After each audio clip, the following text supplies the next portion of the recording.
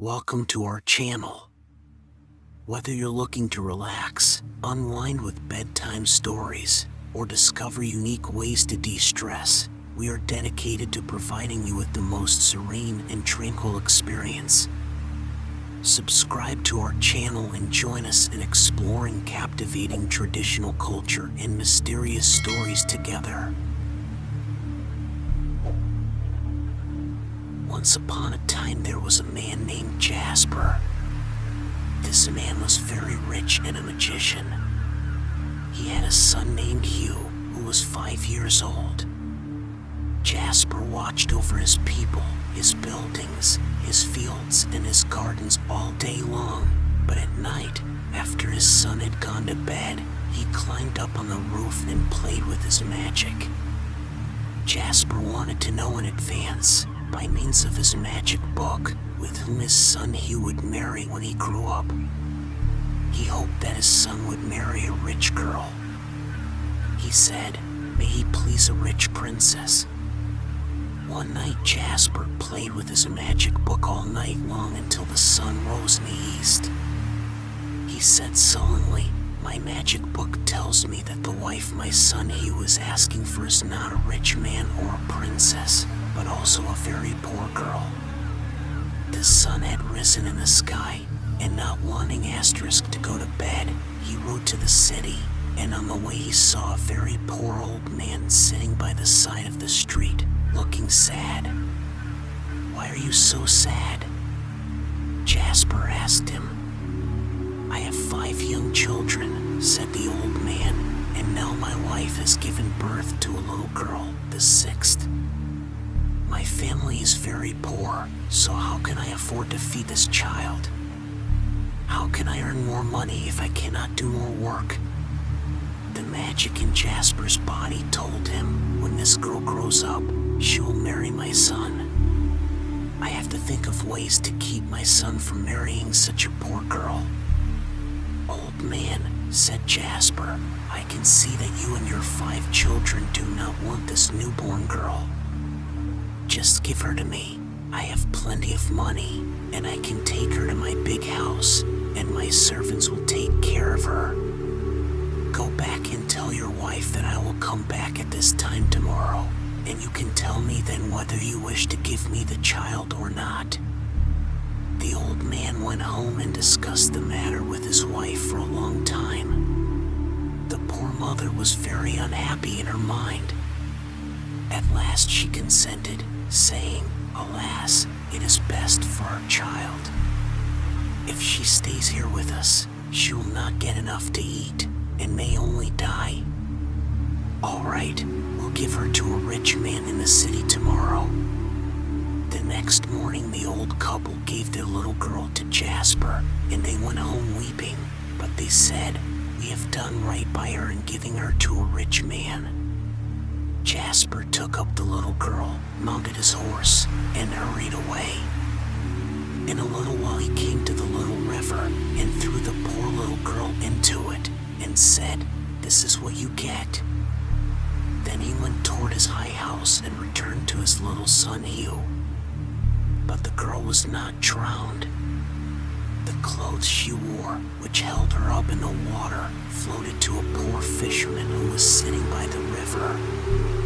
The poor fisherman was fretting, for not a fish had gotten into his net all day. I must go home, he said. It seems that I will catch no fish today. As he stood up and was about to go, he looked up the river and noticed some clothes floating towards him. He fished the clothes out of the water and realized that there was a little girl in them. He picked her up and went home to his wife. His wife was a very kind woman and he was a very kind man. They had a long time because they had no biological children. Very sad. She's our own child. It is ours, his wife said. They were very happy. They prepared a crib for her to sleep in. His wife made her many clothes. They found that the name Margaret was on the clothes they pulled out of the water, so they called her Margaret. 16 years passed, and Margaret had grown up into a beautiful girl and was of good character, and no less beautiful in her gentleness and kindness. Hugh, Jasper's only son, had now likewise grown into a beautiful young man. He often rode out on his black horse for pleasure. Sometimes he went to visit his father's brother John, who lived by the sea. But his father stayed at home and played with his magic book. One day Jasper thought, "It is no fun to sit at home and read all day. It is boring. I must find some friends who will ride away with me for a few days." A group of them rode on the horse, talking and roaming at the same time, killing a lot of time, and did not pay attention to where to go, and got lost. Plus the weather was hot. They felt very thirsty and wanted to drink water. They came to the fisherman's little cottage. Margaret was sitting in the doorway, helping her mother to prepare what the family would eat when her father returned. Jasper and his friends jumped off their horses. "Good morning," Jasper said. "Can we have some water to drink, please?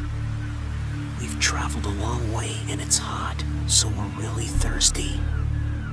Margaret gave them some refreshing drinking water and some of her mother's freshly made tawny bread. Then her mother came out of the hut also, and they all talked together in a friendly way. "That is a very beautiful girl," said one of Jasper's friends, "and I wonder who she will marry." "What do you want to marry afterward?" he asked Margaret. "I don't know," she replied. "I don't have time to think about getting married. I'm here to help Mom and Dad, and I'm happy now. Besides, nobody wants to marry a poor girl like me." "If I had a son," said another of Jasper's friends, "I would like him to claim such a pretty one." He looked at Jasper and said, "You know magic. Can you tell who this girl will marry?" Suddenly Jasper was afraid. "No," he said, "I can't. It's time for us to get on our horses and go home. You know, you could have told us if you had wanted to." His friends said in unison, "If you don't answer us, we won't go back with you." This left Jasper with no choice but to answer the questions they asked. Now he, too, was considering how to answer. To begin, he inquired how old Margaret was, and he asked her mother, "How old is your child?" "She's not our own child." Margaret's mom said, "One day my husband was fishing on the river and Margaret floated down the river to my husband and he took her home and gave her to me." At that moment the fisherman returned, and Jasper asked him, "In what river did you find the child?" The fisherman replied, "In this river near my house." "How old was she when you found her?" "Only 3 or 2 days old, I think." Jasper immediately realized that this was the little girl he had attempted to kill 16 years earlier. He was upset, but no one could tell what he was thinking. Jasper begged for paper and a pen and wrote a letter to his brother John, who lived by the sea. When he had written it, he folded it up and gave it to Margaret. He said, "Because I like you and am glad to see you doing well, I have written a letter to my brother John. He is a rich and great man. If you give him this letter, he will take care of you and help you. When you become very rich, come back and visit your parents, and then you will be able to help them too. You should really be thanked for treating us so well." Margaret and her parents said in unison. Jasper straddled his horse and whipped away. The next day, Margaret set out to find Jasper's brother John. The road was far and she couldn't make it the same day, so after dark she had to go to a house to stay the night. That night, there were 2 thieves in that house. The people people who lived on the right and left side of the house also steal from each other. When Margaret was asleep, the two thieves with a small lamp in their hands went into her housing, wanting to see if she had jewelry and money. They did not find the money, but only found the letter that Jasper wrote to his brother. They opened the letter and read it, and it said, "My dear brother John, catch this girl who brought you the letter and kill her at once. My magic tells me that if you don't do this, if you do not, she will do great evil to our house. Your loving brother Jasper." The two thieves were very angry when they saw that the letter had written such a bad thing about such a beautiful and good girl. So they got paper and wrote some other words and drew off the original letter and put it into the little bag in which Margaret had first put it. The next day, Margaret came to John's house and gave John Jasper's letter. He opened the letter and read, "My dear brother John, please receive the girl who has come to you and give her in marriage to my son, who is at present living with you. She is a very beautiful and very good girl. Your beloved brother Jasper." John said to himself, "My brother is a very skillful magician, and he can foretell what is going to happen many years from now. He has asked me to do this, and I must do it." He saw, under his window, Hugh and Margaret walking shoulder to shoulder, and Hugh was very pleased to admire Margaret's beautiful face, and Margaret was looking at him. "This is very nice," he thought. They both want to get married. All the people at John's mansion, after long preparations for the marriage of Hugh and Margaret, had everything in order. John wrote to Jasper, "Dear brother Jasper, I am carrying on the business you have to do. Hugh and Margaret will be married next Thursday morning. Please come and share the joy with us. For brother John." Jasper read the letter and was enraged to the core. He mounted his horse and, as fast as he could, galloped toward John's house, where he arrived just as the sun rose. When he came into the town, he saw that something evident was taking place, and that the people were all dressed in their best clothes, and there was good food and wine on the tables everywhere, and everyone seemed to be rejoicing. As soon as he came into the house, he cried out, "Where's the girl who married my son now?" Margaret, dressed in a beautiful dress, walked toward him. Jasper suppressed the anger in his breast, put on a smiling face, and said to his brother and Hugh, "I must speak to Margaret alone before she marries Hugh." So he led her out of the house, past a large field, and onward, as far as the top of a hill, far from the sea. Poor Margaret, now at last, saw that Jasper was angry to the core. She could not understand what she had done to make him so angry. She saw that he was about to kill her, and immediately fell on her knees. I beg you," she said, "do not throw me overboard. Let me go. If you do not wish me to marry Hugh, I shall never go near him again or see him again. I have done you no evil. Why do you want to kill me?" Jasper could see that she would keep her promise and never visit Hugh again. "I have saved my son," he said. He saw a gold ring on Margaret's hand. This ring, once upon a time, was his. My son must have given it to this girl, he thought, then took it off her hand. "Girl," he said, "you said to me that you would never visit my son in the future, and you say it again in God's name. You said, I will never visit Joella again, and having said so, I will let you go." Margaret said, As he had said, I will never visit Huey again. You are not worthy to marry him. He is going to marry a princess. If I see you again, I will kill you. He threw the ring far out into the sea, saying at the same time, if you will show me that ring again, you will have my son and marry him. Jasper returned to his brother's house. Don't you ever miss Margaret again, he said to John and Hugh. She has run away. She is a bad girl. You must send all these people home. He thought he will soon be married to a beautiful, rich princess. Poor Margaret wept bitterly on the top of the hill for a long, long time.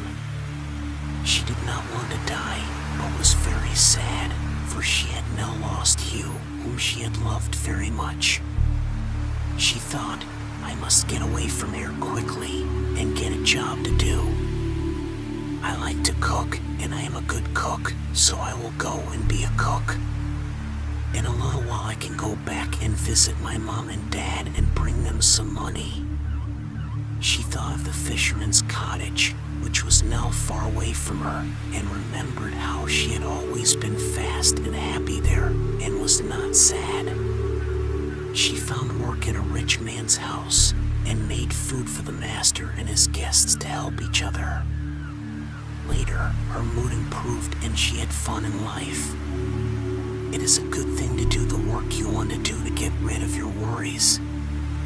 One day, a few fishermen caught a big fish that no one had ever seen before. Her master chef bought the fish. Margaret killed the fish, dissected and cleaned it, ready to do that night for the master and his guests to eat. Margaret looked out of her window and could see the great road that reached up to the mansion where she now lived. She saw many men on horseback coming along this main road. Among these men were Jasper and Hugh. They were all coming towards the house. The gate had been opened for them. Margaret was busy there in order to cook the fish better and to make it look better when she brought it to the table. She thought, I am getting Hugh something to eat.